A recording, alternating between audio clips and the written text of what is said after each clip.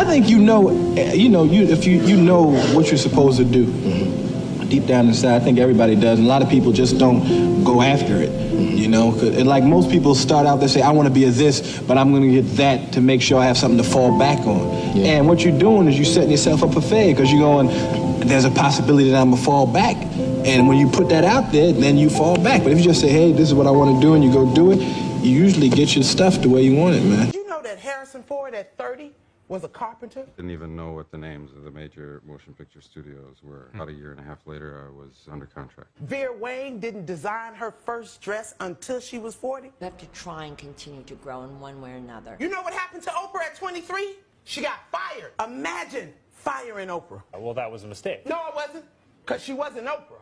She was just some 23-year-old punk who needed to get fired so she could become Oprah. Many times getting demoted is an opportunity for something else to show up. You youngins is running around here trying to be somebody when you don't even know who you are yet. You can achieve your dreams at any age. Sometimes you gotta fail to succeed. I did. Like I said before, this is one of people's major downfalls. You gotta learn to adapt to your humility. And these are prime examples. Comedians. They capitalize off of this all the time, and to the point where they can be vulnerable and nothing won't really affect them in a negative way. And can easily flip the negative into a positive, especially in this trolling era. This also the reason why I trust the process and didn't like the idea of taking backup plans from other people, because they like to project their lifestyle downfalls and doubts on you. But what may not work for them don't always mean it's not possible for it to work for you. That's for you to decipher.